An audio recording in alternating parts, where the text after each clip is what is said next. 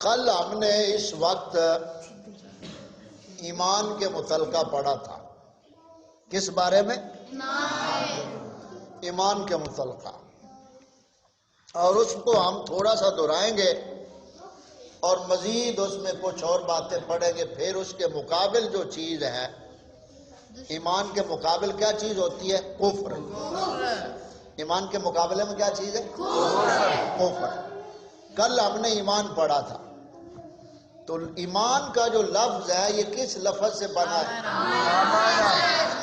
آمنا. آمنا کا معنی کیا تھا؟ آمنا. یعنی جب آدمی، ایک انسان ایمانیات کو اپنا لیتا ہے، مان لیتا ہے، اور پھر ایمان پہ ہی دنیا سے چلا جاتا ہے، تو اللہ تعالیٰ کے دائمی عذاب سے وہ بچ جاتا ہے، اور اللہ تعالیٰ کا جو پیدا کیا ہوا جنت انعام ہے اسے اللہ تعالیٰ وہ عطا فرماتا ہے. تو ایمان کی حقیقت کیا تھی؟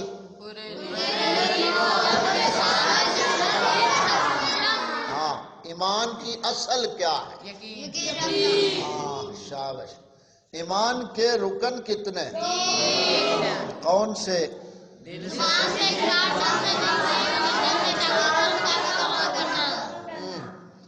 ایمان کی شرط اعظم کیا ہے؟ کفر کی ملت کتنی چیزیں آواز بولو. کون سی؟ حکومت، معاشرت، معیشت. حکومت کیا ہے؟ ان کا انگریزوں کا قانون. معیشت کیا ہے؟ معیشت اللہ سے نہیں. معیشت کیا ہوتی ہے؟ معیشت روزی کمانا. ہاں، روزی کمانا. معاشرت کیا ہے؟ شابش. اب ہمارے پاس تعلیم بھی انہی کی ہے، قانون بھی انہی کا، اور تہذیب بھی، رہن سہن بھی، طریقہ کار بھی انہی کا. اور ہم ہیں کون؟ عاشق. عاشق رسول ہیں یا فاسق ہیں. فاسق کا معنی ہوتا ہے اعلانیہ کبیرہ گناہ کرنے والا، اس کو فاسق کہتے ہیں. تو یہ ایمان کی شرط اعظم ہو گئی. اس کے بعد ہم نے ایمان کی نشانیاں بتائی تھی. کتنی ہیں؟ چار. عظیم بولو اونچی آواز میں. ایمان کی نشانیاں کتنی ہیں مومن کی؟ کسی کو کچھ دینا اللہ تعالیٰ کے لیے. ہاں. کسی کو برے کام سے روکنا اللہ تعالیٰ کے لیے. کسی سے نفرت رکھنا اللہ تعالیٰ کے لیے. کسی سے محبت رکھنا اللہ تعالیٰ. شابش، بیٹھ جاؤ. اس کے بعد ہم نے ایمان کے درجے پڑھے تھے. تو بتاؤ محسن، ایمان کے درجے کتنے؟ 5 درجے.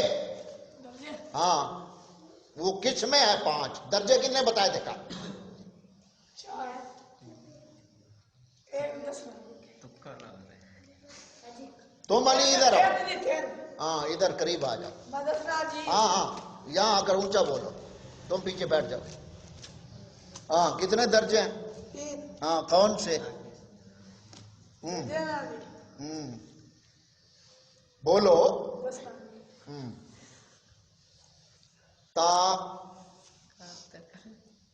طاقت. طاقت ہو تو برائی کو ہاتھ سے روکنا. طاقت ہو تو اگر طاقت ہاتھ سے روکنے کی طاقت نہ تو زبان سے روکنا. اگر زبان سے بھی روکنے کی طاقت نہ تو پھر دل سے برا جانا. بیٹھ جاؤ. تو یہ ایمان کے درجے کتنے ہو گئے؟ یعنی کامل ترین ایمان جو ہے وہ ہے برائی، کوئی برائی ہو تو طاقت سے روکنا اسے. اور طاقت کس کے پاس ہے؟ حکومت کے پاس. لہذا یہ ہاتھ سے روکنے کا کام کن کا ہے؟ حکومت کا. ہم اتنے مکلف ہیں جہاں تک ہماری طاقت ہے. گھر میں سمجھ آ گئی؟ معاشرے میں جہاں تک ہماری طاقت ہے ہمیں وہاں تک مکلف بنایا گیا، اس سے زیادہ نہیں. اور اگر ہاتھ سے روکنے کی طاقت نہ ہو تو دل سے، زبان سے. دوسرا درجہ کیا ہے؟ زبان سے روکنا. یعنی آدمی کو جہاں کوئی آدمی برا کام ہو رہا ہے، مثلا گانا بجانا چل رہا ہے یا کوئی اور برا کام ہو رہا ہے، تو اس سے اگر اسے یہ خدشہ ہے کہ میں ہاتھ سے روکوں گا تو فتنہ کھڑا ہوگا اور پھر یہ جھگڑا بڑھ جائے گا اور اس کو نبیٹنا بڑا مشکل ہو جائے گا، تو وہاں ہاتھ سے وہ نہیں روکے. وہاں زبان سے کہے گا بھئی برا کام ہے چھوڑ دو، وہ اس کا فریضہ ادا ہو جائے گا کہنے والے کا، اللہ تعالیٰ کے عذاب سے بچ جائے گا اتنا کہنے سے۔ اب اگر اسے زبان سے بھی کہنے کے لیے یہ خدشہ ہے کہ یہ مجھ سے زیادہ تکڑے ہیں، میں ان کو اگر روکوں گا تو یہ مجھے کوئی نقصان پہنچائیں گے جانی مالی، تو اس صورت میں بھی اسلام ہمیں کہتا ہے کہ زبان سے بھی نہ کہو، دور دور ہو جاؤ ان سے۔ تیسرا درجہ پھر یہ ہے کہ پھر دل سے نفرت رکھو اس برائی سے، اور اگر دل میں برائی کے لیے نفرت نہیں ہے تو ایک ذرہ بھی ایمان اس کے دل میں نہیں ہے۔ تو یہ درجے ہم نے پڑھے تھے، اور ایک چیز اس میں جو کل رہ گئی تھی وہ ظہر کے وقت میں نے بچے جو آئے تھے ان کو بتائی تھی، اب وہ دوبارہ اس میں ہم شامل کر لیں تاکہ یہ ہمارا ایمانیات کے مکمل جو پہلا ہمارا سبق ہے ایمان کا، یہ مکمل ہو جائے۔ جیسے ہم نے ایمان کی 4 نشانیاں بتائی تھی، اسی طرح ایمان کے 4 دشمن بھی ہیں۔ ایمان کے دشمن کتنے؟ 4۔ اب یہ دشمن بھی ذہن میں رہیں گے تو پھر ہی ہم بچیں گے۔ دشمن سے آدمی خبردار ہو تو بچتا ہے نا، اور دشمن سے غافل ہو جائے تو نقصان اٹھاتا ہے۔ چھوٹے بچے توجہ کرو بیٹا، بولنا نہیں۔ تو ایمان کے دشمن اس کو کہہ لیں یا مومن کے دشمن کہہ لیں کتنے ہیں؟ 4۔ اور مومن ہوتا ہی وہی ہے جو ایمان والا ہو، تو ایمان کے دشمن کتنے ہیں؟ 4۔ جو بچے تھے ان میں سے کسی کو یاد ہے؟ ہاں بتاؤ۔ نفس، شیطان، حرص دنیا، اکثریت، شابش۔ یہ 4 دشمن ہیں ایمان کے۔ خواہش نفس، نفس کیا ہے؟ خواہشات۔ یہ چیز ہونی چاہیے، یہ کیا ہے؟ خواہش ہے، ناجائز خواہش، یہ ہونا چاہیے، یہ ہے اصل خواہش۔ اور شیطان کیا ہے؟ شیطان کا کام ہے خواہشات کا وسوسہ ڈالنا، نفس کا کام ہے قبول کرنا، عقل شریف نے اوپر مور لگانی ہے، اور جسم شریف نے عمل کر کے دکھا دینا ہے، عمل وجود میں آ گیا۔ تو پہلا دشمن کیا ہے؟ خواہش نفس۔ ناجائز خواہش جو ہے، جائز خواہش تو شریعت نے اجازت دی، یعنی خواہش، بری خواہش کی تکمیل کرنا، یہ بڑا دشمن ہے پہلا، شیطان سے بھی بڑا دشمن ہے۔ وسوسہ یہی، مثلا ہم بیٹھے ہیں، ہم یہاں پڑھے، اب ہمارے ذہنوں میں ممکن ہے یہ وسوسہ شیطان ڈال رہا ہو، کب جان چھوٹے گی، کس چکر میں ہم پڑ گئے ہیں۔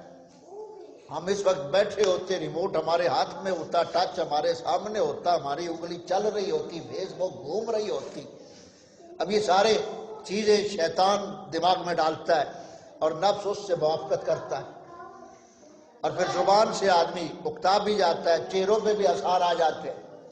تو اس لیے ان چیزوں کو سمجھنے کے لیے یہ اکسیر ہے، ایک زہر ہوتا ہے، ایک تریاق ہوتا ہے۔ اللہ تعالیٰ نے زہر کو بھی پیدا فرمایا، تریاق بھی رکھا ہے۔ زہر نقصان دیتا ہے تو تریاق اس زہر سے شفا دیتا ہے، اور یہ ناجائز خواہشات جتنی ہیں یہ زہر ہیں ایمان کے لیے، اور اس کا تریاق دین ہے۔ تو دین سیکھیں گے تو اس زہر کو کاٹا جائے گا۔ تو یہ ایمان سے متعلقہ اب مومن کے دشمن کتنے ہوئے؟ 4۔ پہلا خواہش نفس جو ناجائز، دوسرا شیطان، یہ 2 واضح ہو گئے۔ تیسرا دشمن اکثریت یا کثرت پرستی، نفس پرستی، شیطان پرستی، کثرت پرستی، 3 ہو گئے۔ اب یہ جو کثرت پرستی ہے یا اکثریت ہے، اس کو سمجھنا ہے۔ معاشرہ جب اکثریت کی سنتا ہے حق کے مقابلے میں تو وہ گمراہ ہوتا ہے۔ مومن کی شان یہ ہوتی ہے کہ مومن صرف حق دیکھتا ہے، کثرت نہیں دیکھتا۔ یہ نہیں دیکھتا کہ ادھر اتنے بندے ہیں تو یہ جھوٹے ہو سکتے ہیں، یہ ایک سچا بن گیا یہ سارے جھوٹے ہو گئے۔ اس کو کہتے ہیں کثرت پرستی۔ مثال کے طور پہ ایک آدمی نے چوری کی، اب ایک آدمی کے سامنے اس نے کی، اسے پتہ ہے کہ یہ چور ہے، اب وہ سچ بول رہا ہے، اب 10 آدمی دوسرے 10 دوسری طرف، پتہ ان کو بھی ہے یہ چور ہے، اس ایک کو بھی پتہ ہے یہ چور ہے، اور ان 10 کو بھی پتہ ہے چور ہے۔ اب 10 کہہ رہے ہیں کہ چور نہیں ہے، اب ایک کہہ رہا ہے کہ چور ہے، تو اب معاشرہ یہ کہے گا یار دیکھو کیا ہو رہا ہے۔ اس کی اور مثال آسان اس سے سمجھ لیں، 10 آدمی ووٹ ڈالے ایک طرف، اور ایک آدمی کہے کہ ووٹ ڈالنا حرام ہے۔ اب معاشرہ کہے گا اب یہ ایک پاگل تو بے وقوف ہے، سارا جہان ووٹ دیتا، یہ تو قوم کی امانت ہے۔ بیٹا خاموش، ساری پرسوں دی گل میں اقدام وچ کام کرتا پیسے تے مولوی تے بندہ ووٹاں دی گل آ گئی 10 12 ایک سائڈ تے سی تے کلا تو ووٹ نہیں دیندا، ووٹ آرام میں لینا بھی تے دینا بھی، انہاں کہ تو سچا ہے، دوسری ساری دنیا وہی بات آئی۔ تو یہ ہے اصل ایمان کو ختم کرنے والی چیز، کہ کثرت کو ماننا ہے حق کے مقابلے۔ اب دیکھو ایک مثال قرآن پاک میں، سیدنا ابراہیم علیہ السلام نے جب اعلان توحید زبان سے اللہ کے امر سے کیا تو پوری روئے زمین کفر تھا، پوری روئے زمین پر کفر تھا، نمرودی قوم ساری۔ حضرت لوط علیہ السلام تھے، یہ آپ کی بیوی تھی، یہ 3 مسلمان تھے، نبی تھے دونوں، تو بقیہ مقابلے میں ساری نمرودی قوم کافر تھی، مشرک تھی۔ تو اس ابراہیم علیہ السلام کو اللہ تعالیٰ نے امت فرمایا ہے، اکیلے انسان کو امت فرمایا، کہ حق وہ تھا، مقابلے میں کتنے تھے؟ تو یہ کثرت پرستی جو ہے یہ ایمان کی آج معاشرے میں سب سے بڑی 2 لعنتیں یہی چل رہی ہیں، کثرت پرستی اور یہ آخری جو ہے حرص پرستی، حرص دنیا، جو چوتھا دشمن ہے، حرص دنیا۔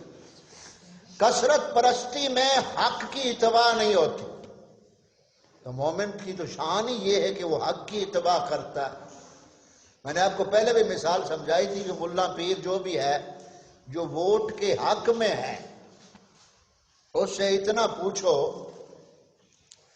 بھئی تو مولوی صاحب ہیں؟ جی ہاں میں مفتی عالم ہوں۔ اچھا جی، یہ تو کی پرچی ایک پاؤنی کہ 2 تاڑیاں ہونیاں؟ ایک دی کوئی ہونی ہے، تے چوڑے دی پرچی کنی ہونی ہے؟ شاید یہ 2 ہونیاں کہ ایک۔ حالانکہ داندری الٹی گنگا ہے کہ ساڑھے ملک پاکستان ہے جی عیسائی دی 2 پرچیاں، 2 ووٹ ہیں کہ عیسائی دے، مسلے دا حق ہے۔ وہ ملا نو پوچھو بھی ایک تیری بھی ایک پرچی، چوڑے عیسائی دی بھی ایک پرچی، تے پرچی تے تسی برابر نہیں ہو گئے، ایدہ ہی ہے نا؟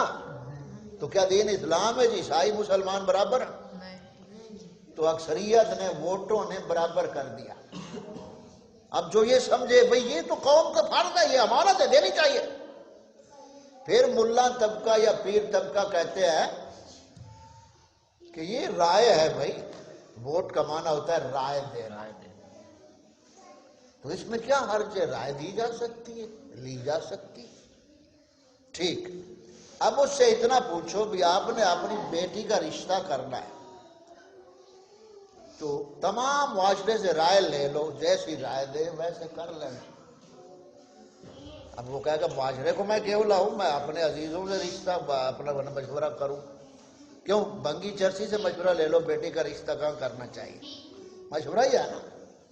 اب وہ بڑھ بڑھائے گا تو نے میری بےعزتی کر دی ہے۔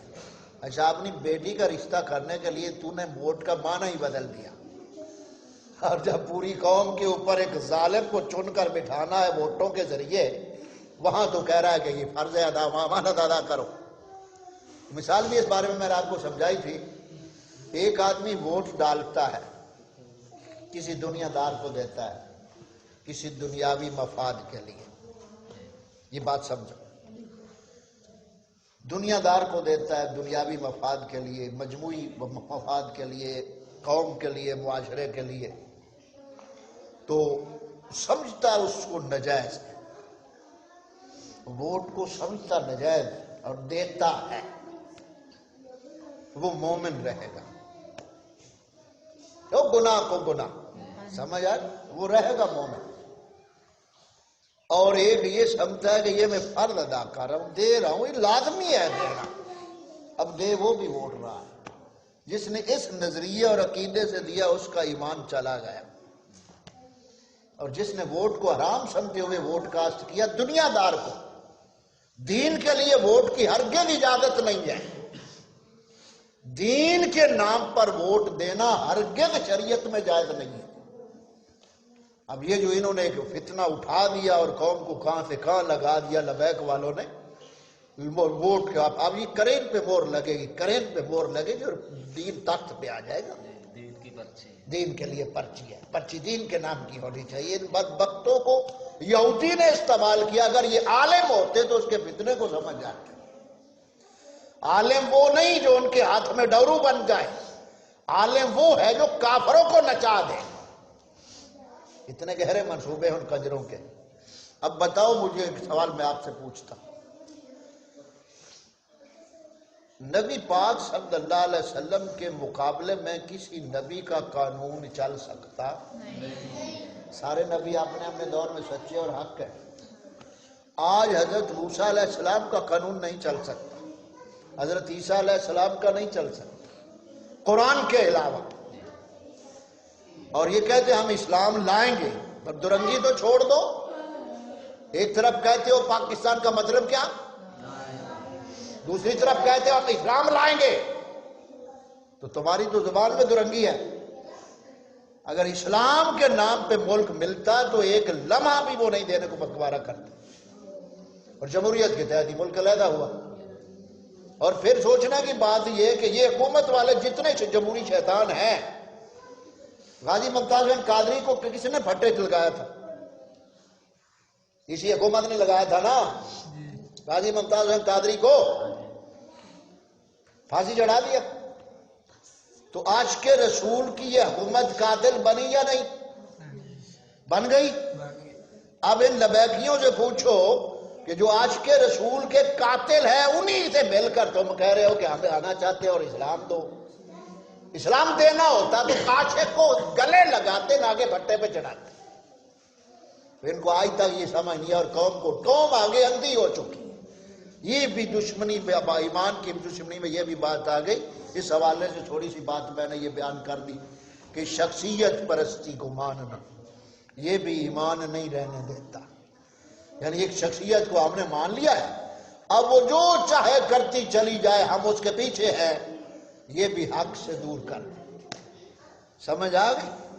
تو یہ 5 دشمن ہو گئے ایمان کے۔ سمجھ آ گئی؟ پہلی کیا ہے؟ نفس، دوسرا شیطان، تیسرا کثرت پرستی، اکثریت، چوتھا حرص دنیا، پانچواں شخصیت پرستی، یعنی ایسی شخصیت جو اسلام سے ہٹ کر اپنے آپ کو منوانا چاہتی ہے۔ اس کو ماننا تو گویا باطل کو مان لیا، تو مومن کبھی باطل کو ماننے والا نہیں۔ آج ہمارا یہ سبق اصل ایمانیات کے حوالے سے اللہ تعالیٰ کے فضل و کرم سے مکمل ہو گیا۔